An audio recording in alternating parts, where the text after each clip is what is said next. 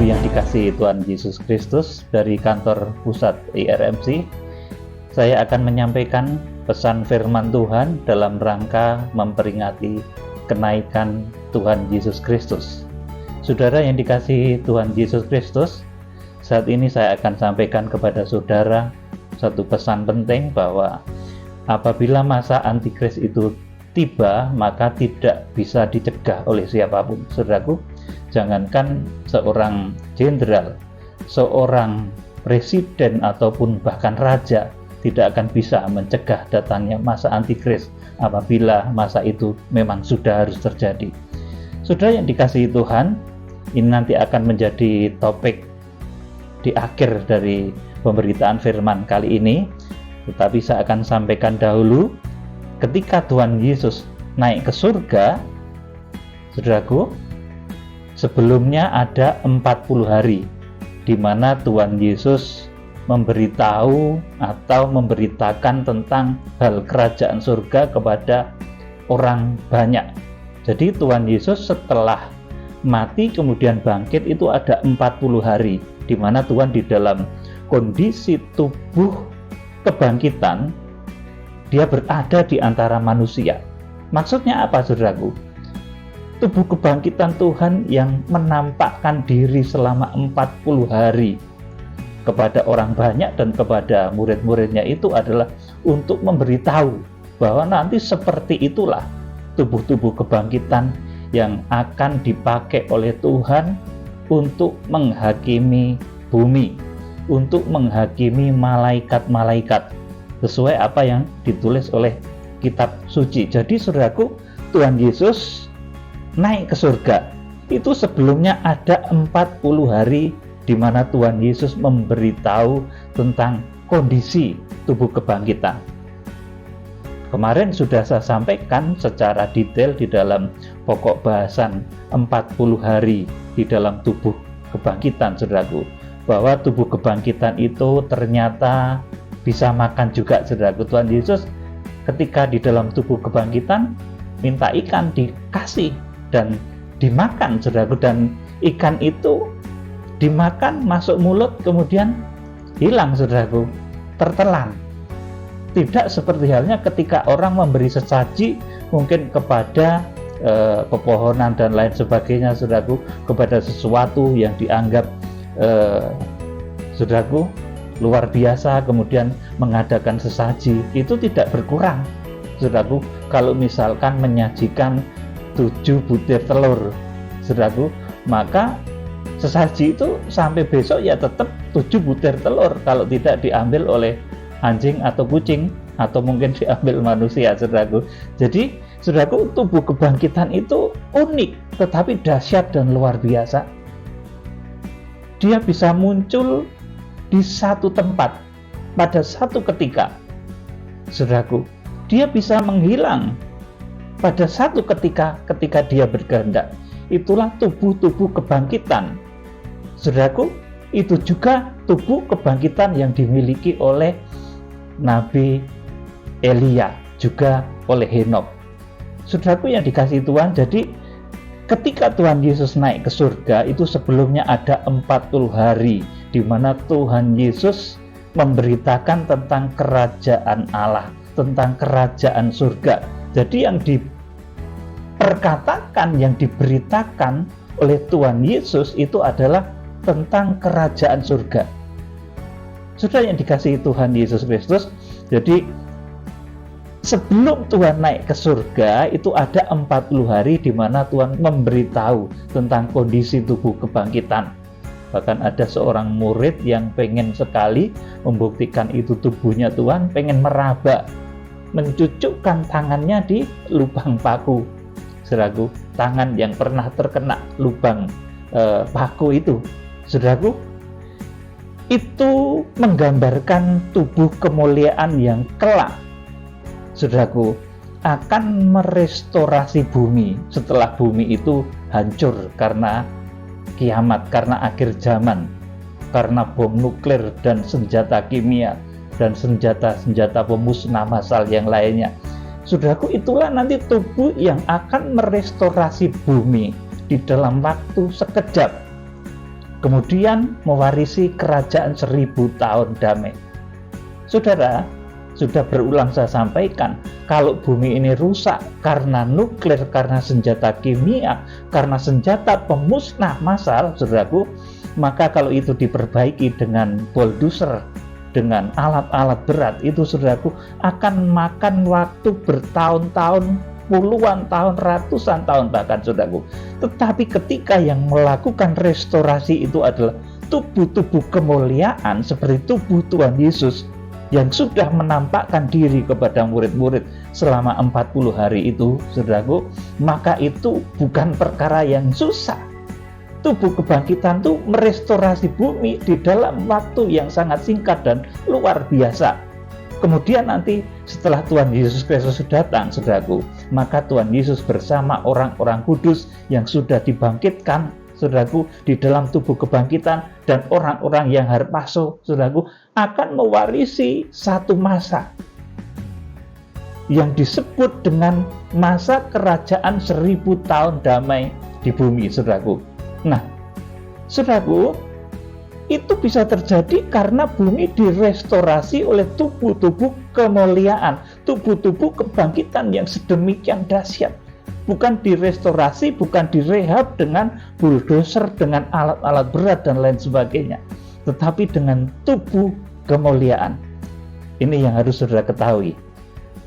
Saudara, tubuh kebangkitan ini juga menggambarkan tubuh-tubuh kemuliaan yang kelak merestorasi bumi setelah hancur karena kiamat, karena perang nuklir, karena senjata kimia dan beraneka macam senjata pemusnah massal.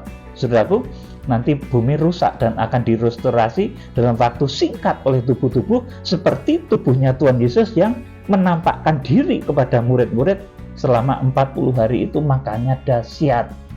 Tubuh kebangkitan itu bisa datang celing kemanapun dia berkehendak, bisa pergi celing kemanapun dia berkehendak, saudaraku. Kemarin ciri-ciri tubuh kebangkitan sudah saya sampaikan kepada saudara di dalam pokok bahasan yang lalu mengenai 40 hari di dalam tubuh kebangkitan. Bisa saudara klik di link video YouTube saya sebelum ini, saudaraku. Dan ini juga merupakan tubuh yang dimiliki oleh Henokh dan juga Elia yang terangkat hidup-hidup. Saat Tuhan Yesus Kristus diangkat, naik ke surga, saat dia naik ke surga, ini ada beberapa pelajaran penting yang harus kita petik. Kita akan membaca di dalam Kisah Rasul pasal 1. Jadi saat Tuhan Yesus Kristus itu naik ke surga, ini ada beberapa pelajaran yang penting yang harus kita petik. Saudara, kita akan membaca Kisah Rasul pasal 1 ayat 6 sampai 11. Michael, dibacakan. Maka bertanyalah mereka yang berkumpul di situ, Tuhan, maukah engkau pada masa ini memulihkan kerajaan bagi Israel? Terus? Jawabnya, engkau tidak perlu mengetahui masa dan waktu yang ditetapkan Bapa sendiri menurut kuasanya. Amin. Saudaraku, ini diterangkan oleh Tuhan berulang-ulang mengenai Kronos dan Kairos, saudaraku. Mengenai saat kedatangan Tuhan Yesus. Itu baik Tuhan Yesus berada di dalam tubuh darah dan daging, di dalam badan wadak seperti manusia biasa begini, dia tidak mau menjawab sekalipun dia adalah Tuhan yang turun ke bumi. Saudaraku, sekalipun sebenarnya, saudaraku, kalau dia mau ngomong, saudaraku, tidak ada yang tertutup di matanya. Demikian pula setelah dia berada di dalam tubuh kebangkitan, ini lebih dahsyat lagi. Dia sedang berada di dalam tubuh kemuliaan, tubuh kebangkitan. Dia memegang kunci maut dan kunci kerajaan maut. Saudaraku, ketika ditanya ini pun, saudaraku, ini di dalam tubuh kebangkitan loh, saudaraku. Tuhan Yesus ditanya oleh murid-murid di dalam Kisah Rasul pasal 1 ayat 6 dan 7 ini. Maka bertanyalah mereka yang berkumpul di situ, Tuhan, maukah engkau pada masa ini memulihkan kerajaan bagi kami, bagi Israel? Jawabnya, engkau tidak perlu mengetahui masa dan waktu yang ditetapkan Bapa sendiri menurut kuasanya. Jadi mengenai hari kedatangan Tuhan, saudaraku, saya tidak akan mengatakannya, saudaraku, tetapi nanti yang akan disampaikan di dalam kegerakan kitab Wahyu itu adalah saat harpaso, masa pengangkatan, masa antikris itu tiba kapan, itu bisa diketahui, saudaraku. Ini ada rahasianya, sudah saya sampaikan berulang-ulang. Dibaca ayat yang ke-8. Tetapi kamu akan menerima kuasa kalau Roh Kudus turun ke atas kamu, dan kamu akan menjadi saksiku di Yerusalem dan di seluruh Yudea dan Samaria dan sampai ke ujung bumi. Amin. Jadi keselamatan itu pertama disaksikan dari Yerusalem. Artinya keselamatan itu datang dari Yerusalem, kemudian ke Yudea, kemudian ke Samaria, kemudian ke seluruh ujung bumi. Ini Injil itu diberitakan seperti itu, saudaraku. Tetapi nanti ketika Roma pasal 11 itu digenapi, ketika bilangan yang penuh dari bangsa-bangsa lain itu sudah masuk, dari Goyim, dari Zaitun liar itu sudah masuk, saudaraku, maka akan tiba satu masa di mana Injil itu akan kembali kepada Israel. Saudaraku, dalam satu kegerakan besar, kegerakan luar biasa yang namanya kegerakan kuda putih. Jadi kegerakan kuda putih itu bukan antikris. Saudaraku, kegerakan kuda putih itu adalah kegerakan kembalinya Injil kepada Israel. Sekarang, saudaraku, para hamba Tuhan, yang kamu mempunyai kuasa, konon diberi kuasa, kesembuhan, mujizat, berbagai macam karunia Roh Kudus. Engkau bisa menginjil ke sana kemari, ke Afrika, ke berbagai belahan bumi. Sekarang tunjukkan saudaranya Tuhan Yesus sendiri, bangsa Israel. Itu familinya Tuhan Yesus. Belum terima Injil.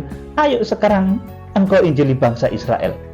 Ayo sekarang kita injili bangsa Israel dengan kuasa yang Tuhan berikan tadi. Kalau dengan mikrofon kau meniup orang, ya orang Indonesia, orang luar Indonesia juga, saudaraku, sembuh, saudaraku. Kemudian jas dikebaskan, orang bergeletakan semua. Coba kerjakan sekarang di Israel, saudaraku. Itulah nanti saat kegerakan kuda putih, di mana kita akan memeteraikan atau menyelamatkan orang-orang pilihan dari suku keturunan Israel yang secara hurufiah jumlahnya adalah 144.000 orang dari suku keturunan Israel. Itu tujuan kegerakan kuda putih. Amanat agung akhir zaman itu menjangkau saudaranya Tuhan Yesus. Israel itu saudaranya Tuhan Yesus, saudara kandung, saudara darah dagingnya Tuhan Yesus. Sampai sekarang belum menerima Injil. Saudaraku, bayangkan kita yang sudah menerima, kalau kita sampai tidak terbeban untuk menginjil bangsa Israel, kita itu orang yang nggak tahu diri, saudaraku. Oleh karena itu, saya mulai mencanangkan, mengkumandangkan kegerakan kuda putih. Ayo hamba-hamba Tuhan yang kamu dipakai dasar luar biasa, di mana kamu diberi kuasa hikmat, diberi mujizat-mujizat, pakai itu untuk menginjil, untuk menjangkau saudaranya Tuhan Yesus. Israel, saudaraku, Israel itu jumlahnya secara hurufiah kurang lebih 8 atau 9 juta. Kemudian yang terima Tuhan Yesus itu 70.000 atau 80.000 orang. Di sana orang yang percaya Tuhan Yesus itu minoritas, saudaraku, sangat kecil. Nah, ketika nanti terjadi kegerakan kuda putih, kita melawat Israel dalam kegerakan besar, hamba-hamba Tuhan akan dipakai. Mujizat-mujizat yang dahulu engkau pakai di sini bisa merobohkan orang, karunia urapan, orang menjadi roboh kalau diurapi, itu dipakai untuk mempertobatkan Israel. Saudaraku, ini bukan pekerjaan mudah, tetapi saudaraku, ini akan dikerjakan oleh Tuhan di akhir zaman. Jadi pemberitaan Injil ini sabda Tuhan Yesus Kristus, bahwa kamu akan menerima kuasa untuk memberitakan Injil. kalau Roh Kudus turun ke atas kamu dan kamu menjadi saksiku di Yerusalem itu yang paling dekat, kemudian di Yudea itu saudaraku agak jauh, kemudian Samaria itu Israel Utara, kemudian seluruh ujung bumi. Nah, nanti ketika seluruh ujung bumi itu kuotanya sudah penuh, nanti Injil akan kembali kepada bangsa Israel di dalam lawatan besar yang namanya kegerakan kuda putih. Saudara, kegerakan kuda putih bukan antikris. Saya jelaskan berulang-ulang di dalam kitab Nabi Zakaria. Utusan-utusan itu, saudaraku, penunggang-penunggang kuda itu, mereka adalah hamba-hamba yang diutus setelah mereka menghadap atau ngadep sowan kepada Tuhan seluruh penjuru bumi. Sudah bisa baca di dalam kitab Nabi Zakaria pasal 1, pasal 6. Dan sekarang saya tidak sedang membahas hal itu. Kita lanjut, saudaraku, sekarang ayat yang ke-9 dari Kisah Rasul pasal 1 ayat yang ke-9. Sesudah ia mengatakan demikian, terangkatlah ia disaksikan oleh mereka, dan awan menutupnya dari pandangan mereka. Terus, ketika mereka sedang menatap ke langit waktu ia naik itu, tiba-tiba berdirilah 2 orang yang berpakaian putih dekat mereka. Terus, Dan berkata kepada mereka, "Hai orang-orang Galilea, mengapakah kamu berdiri melihat ke langit? Yesus ini yang terangkat ke surga meninggalkan kamu, akan datang kembali dengan cara yang sama seperti kamu melihat dia naik ke surga." amin. Saudaraku yang dikasihi Tuhan Yesus Kristus, Tuhan Yesus itu kepala gereja. Tuhan pernah berkata, burung punya sarang, serigala punya liang, tetapi anak manusia tidak memiliki tempat untuk meletakkan kepalanya. Saudaraku, Tuhan Yesus kepala gereja sudah naik ke surga. Maka di akhir zaman tubuhnya, saudaraku, di mana tubuh itu merupakan tempat untuk meletakkan kepala, itu juga akan naik ke surga dalam satu peristiwa besar yang namanya harpazo. Wahyu pasal 12 ayat yang ke-5. Harpazo, saudaraku, itu orang-orang yang dilahirkan oleh gereja Tuhan di akhir zaman, di mana dia adalah badannya Tuhan Yesus Kristus yang akan bersama-sama dengan dia, saudaraku, menghakimi bumi, menghakimi malaikat-malaikat. Saudaraku, tubuh-tubuh seperti inilah yang kelak, saudaraku, akan harpazo. Saudaraku, tubuh-tubuh kemuliaan seperti yang diteladankan oleh Tuhan Yesus Kristus ketika naik ke surga. Saudaraku, dia kepala gereja. Nah, di Wahyu pasal 12 ayat 5 itu badannya Tuhan Yesus yang dilahirkan oleh gereja Tuhan. Kalau kepala gereja dilahirkan Maria, tetapi badannya Tuhan Yesus itu dilahirkan oleh gereja Tuhan dalam satu proses besar di Wahyu pasal 12 ayat yang ke-1 sampai 5, seperti seorang wanita yang mengandung. Prosesnya berat, melahirkan orang-orang yang terangkat.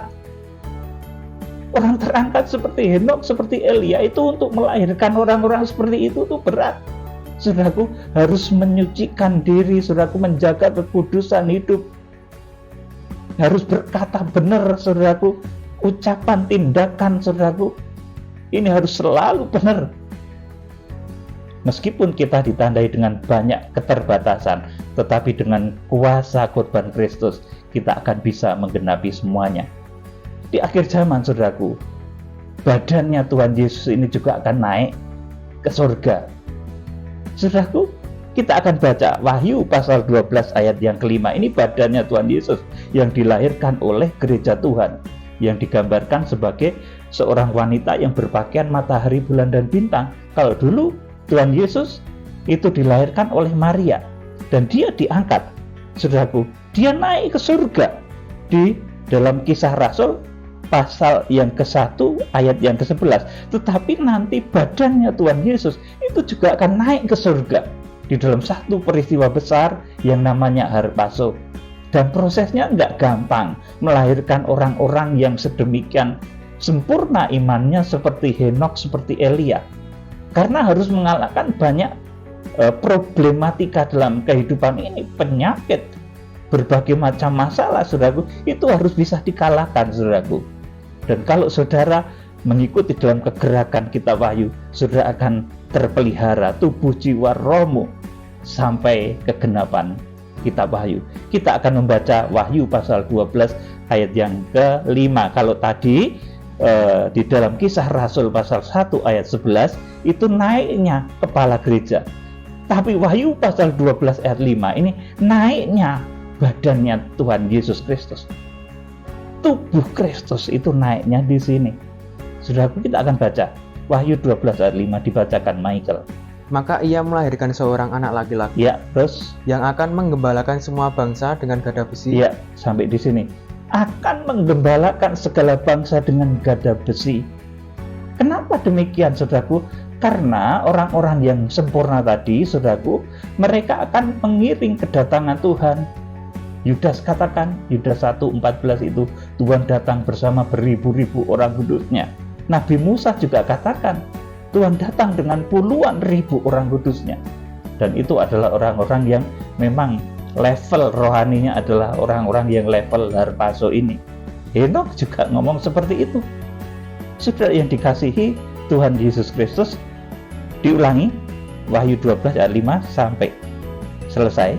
Tadi sampai di tengah, sekarang sampai selesai. Maka ia melahirkan seorang anak laki-laki yang akan menggembalakan semua bangsa dengan gada besi. Tiba-tiba anaknya itu dirampas dan dibawa lari kepada Allah dan ke tahtanya. Iya, dibawa kepada Allah dan ke tahtanya. Tubuh seperti ini yang kelak akan menghakimi dunia, yang kelak akan menghakimi malaikat-malaikat. Ini juga ditulis di dalam ayat kitab suci 1 Korintus 6 ayat 2 dan 3, bahwa orang-orang yang dilahirkan gereja Tuhan di akhir zaman yang nanti akan harpaso, mereka itu akan bersama-sama datang dengan Tuhan Yesus. Mereka itu dikatakan merupakan ribuan orang yang mengiring kedatangan Tuhan Yesus Kristus. Kita akan membaca 1 Korintus 6 ayat 2 dan 3. Atau tidak tahukah kamu bahwa orang-orang kudus akan menghakimi dunia? Ya, Dan jika penghakiman dunia berada dalam tangan kamu, tidakkah kamu sanggup untuk mengurus perkara-perkara yang tidak berarti? amin. Saudaraku, jadi tidak tahukah kamu bahwa orang-orang kudus akan menghakimi dunia? Ini berulang saya sampaikan, kalau saudara dalam tubuh seperti saat ini, badan saudara yang mungkin rata-rata tinggi orang Indonesia 160, 170, 180 ada juga, tapi agak jarang, saudaraku. Bagaimana mungkin saudara bisa menghakimi dunia? Tetapi firman memang katakan, atau tidak tahukah kamu bahwa orang-orang kudus akan menghakimi dunia? Kapan itu?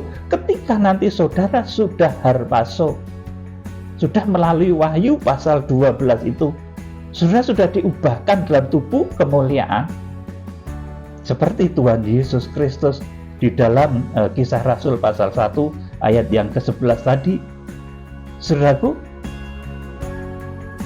Tetapi kita melalui satu proses spesial, prosesnya seperti prosesnya Henokh dan prosesnya Elia. Saudaraku, kalau Tuhan Yesus dia melalui proses kematian dan kebangkitan, dan kalau memang seseorang, memang Tuhan Yesus bangkit, dia tunjukkan ada saksi, ada bukti, dan tubuh kebangkitan itu ada cirinya, seperti saya sampaikan di depan tadi. Saudara yang dikasihi Tuhan, ayat yang ketiga dibaca, Michael. Tidak tahukah kamu bahwa kita akan menghakimi malaikat-malaikat? Jadi apalagi perkara-perkara biasa dalam hidup kita sehari-hari. Amin. Kita juga akan menghakimi malaikat-malaikat. Saudaraku, jangankan kok menghakimi malaikat. Kalau saudara banyak dosa, saudara dalam tubuh seperti sekarang ini, saudara mau menghakimi setan kroco-kroco saja, saudaraku takut. Mau masuk ke tempat yang sangat mungkin angker begitu, bulu kuduk sudah merinding, saudaraku. Kemudian lari, terbirit-birit, saudaraku, berteriak-teriak, bahkan kesurupan dan lain sebagainya.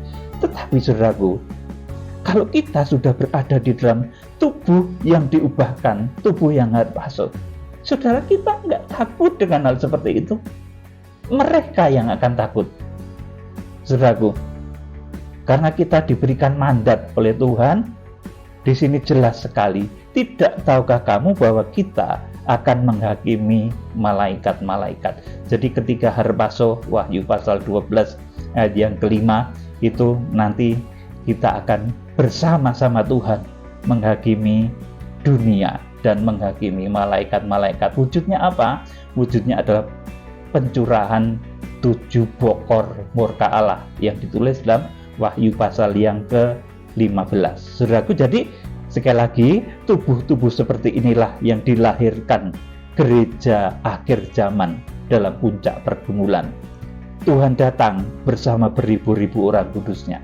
Kalau 2000 tahun yang lalu kepala gereja Tuhan Yesus sudah naik, saudaraku, 2000 tahun yang lalu itu Tuhan Yesus kepala gereja sudah naik ke surga, maka dalam Wahyu pasal 12 ayat yang kelima ini badannya Tuhan Yesus. Tuhan itu kepalanya, saudaraku. Nah, Wahyu pasal 12 ayat yang kelima ini badannya Tuhan Yesus terlahir dan naik ke surga dan didudukkan di tahta Allah. Seperti janji Tuhan kepada ketujuh jemaat di Wahyu pasal 2 dan ketiga, kepada jemaat di Laodikia akan didudukkan di tahta Tuhan, saudaraku. Ini janji yang luar biasa. Saudara, sesudah itu terjadi, saudaraku, sesudah harpaso itu terjadi, sesudah orang-orang kudus yang akan dipakai oleh Tuhan untuk menghakimi bumi dan menghakimi malaikat-malaikat itu, harpaso diubah dalam tubuh kemuliaan, saudaraku, kemudian naik ke surga. Harpaso bahasanya ini, saudaraku, tepatnya itu harpaso ya saudaraku. Maka sesudah itu terjadi, maka yang disebut masa antikris itu pasti datang, saudaraku, dan tidak ada seorang pun yang sanggup menghentikan datangnya masa antikris. Saya beritahu saudara, jadi jangankan orang yang berpangkat gubernur, orang yang berpangkat jenderal, presiden sekalipun atau raja sekalipun, kalau memang waktu masa antikris itu datang, itu nggak bisa dihalang-halangi, saudaraku. Ya sudah, seruan orang kudus gimana? Dicontohkan di dalam kitab suci. Ketika melihat bencana-bencana, saudaraku, mereka itu berkata, besar dan ajaiblah karyamu, agung dan mulialah jalan Raja segala bangsa yang maha kuasa. Saudaraku, ditulis seperti itu. Mereka tidak mencela karena Tuhan menghukum dunia, karena memang sudah waktunya. Jadi sesudah terjadi harpaso, atau kalau orang secara awam itu menyebut sebagai pengangkatan, saudaraku, maka masa antikris itu pasti datang, langsung datang, dan tidak ada seorang pun yang sanggup menghentikannya. Saudaraku, bahkan tokoh besar yang disebut malaikat si unggas nasar, malaikat si burung Garuda, Yesaya 46 itu pun nggak sanggup untuk menahannya. Tidak mau, saudaraku. Kalau di Wahyu pasal 10 kan kaki kanan malaikat yang berwajah matahari itu masih menahan lautan sehingga antikris nggak muncul dari dalam laut. Kemudian kaki kiri dari malaikat itu masih menahan bumi sehingga nabi palsu tidak muncul, saudaraku. Tetapi ketika orang-orang kudus yang dipimpin oleh tokoh dahsyat ini sudah terbentuk, saudaraku, sudah harpaso, saudaraku, maka masa antikris itu tidak bisa dibendung. Saudara, ya, perhatikan baik-baik. Antikris itu kalau sudah waktunya itu tidak akan bisa dibendung oleh seorang pun, seorang gubernur, seorang jenderal, seorang raja, seorang presiden, nggak akan bisa, saudaraku, karena itu merupakan kegenapan dari firman Tuhan. Kita akan membaca ayat terakhir Wahyu pasal 13 ayat 1 sampai yang ke-5. Dibaca, Michael. Dan ia tinggal berdiri di pantai laut. Ya, terus? Lalu aku melihat seekor binatang keluar dari dalam laut. Ya, terus? Bertandu 10 dan berkepala 7. Di atas tandu-tandunya terdapat 10 mahkota dan pada kepalanya tertulis nama-nama hujat. Amin. Jadi antikris itu keluarnya dari dalam laut. Malaikat yang berwajah matahari di Wahyu pasal 10 itu kaki kanannya menginjak laut. Jadi selama kegerakan pembentukan badannya Tuhan Yesus. Selama pembentukan jemaat-jemaat yang harpaso itu belum jadi, saudaraku, masa antikris itu nggak akan datang, saudaraku. Betul, saudaraku, meskipun direka-reka dengan apapun nggak akan datang. Tetapi ketika memang waktunya sudah tiba, saudaraku, dan malaikat itu berseru, tidak ada penundaan lagi, saudaraku, maka masa antikris itu akan datang dan tidak ada yang bisa menahannya, saudaraku. Raja-raja tidak akan bisa menahannya. Kalau menahan nanti diembargo mereka, saudaraku, dan akan sangat tragis nasibnya, saudaraku. Kita akan baca ayat yang selanjutnya. Binatang yang kulihat itu serupa dengan macan tutul, Ya, dan kakinya seperti kaki beruang, dan Ya. mulutnya seperti mulut singa. Dan naga itu memberikan kepadanya kekuatannya, dan tahtanya dan kekuasaannya yang besar. amin. Ya, saudaraku, di sini saya ulang di ayat yang ke-1, itu di kepala antikris itu tertulis nama-nama hujat. Jadi kegemarannya itu, otaknya itu, saudaraku, menghujat orang, saudaraku, mengata-ngatai orang dengan kata-kata yang tidak pantas, dengan kata-kata yang buruk, saudaraku. Kata-kata hujat ini keluar dari yang namanya binatang antikris, saudaraku. Dan binatang antikris ini tahtanya, kekuasaannya sangat besar karena dia merupakan manifestasi dari iblis, si naga tua, saudaraku. Kemudian ayat 3. Maka tampaklah kepadaku satu dari kepala-kepalanya seperti kena luka yang membahayakan hidupnya. Tetapi luka yang membahayakan hidupnya itu sembuh.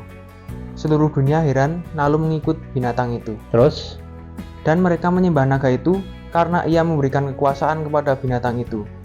Dan mereka menyembah binatang itu sambil berkata, siapakah yang sama seperti binatang ini? Dan siapakah yang dapat berperang melawan dia? iya, dia disebut juga kalau di dalam Injil Matius pasal 24 ayat yang ke-15 itu pembinasa keji, ya. Jadi dia itu pembinasa keji yang duduk di bait suci, saudaraku. Jadi mereka nanti minta disembah, antikris itu minta disembah. Dia senang kalau disembah-sembah, itu senang, saudaraku. Ayat yang ke-5, perhatikan. Dan kepada binatang itu diberikan mulut yang penuh kesombongan dan hujat. Kepadanya diberikan juga kuasa untuk melakukannya 42 bulan lamanya. Iya, 42 bulan lamanya. Jadi masa antikris itu 42 bulan lamanya, saudaraku. Bukan 7 tahun tetapi 42 bulan lamanya. Ini lama masa antikris. Setelah orang-orang kudus harpaso di Wahyu pasal 12 ayat yang ke-5 itu ada 1260 hari, ditulis Wahyu 12 ayat yang ke-6. Ada satu masa, dua masa, setengah masa, ditulis dalam Wahyu pasal 12 ayat yang ke-14. Ditulis 42 bulan di dalam kitab Wahyu pasal 13 ayat yang ke-5.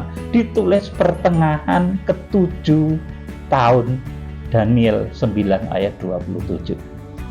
Saudaraku, jadi ketika masa antikris itu tiba, memang itu masa yang oleh Tuhan diizinkan kekejian itu menguasai bumi yang lamanya adalah 42 bulan. Satu masa yang belum pernah terjadi dan hanya terjadi sekali saja, saudaraku, yaitu ketika 42 bulan itu berjalan nanti. Ketika sesaat setelah orang-orang kudus itu harpaso di Wahyu pasal 12 ayat yang ke-5, kemudian dunia dilanda masa antikris yang lamanya 42 bulan. Saudaraku, jadi kenaikan Tuhan Yesus Kristus saat ini, saudaraku, yang kita peringati, mengingatkan kepada kita bahwa di akhir zaman juga ada kenaikan luar biasa, kenaikan badannya Tuhan Yesus Kristus atau harpaso di Wahyu pasal 12 ayat yang ke-5. Kiranya Tuhan Yesus Kristus memberkati.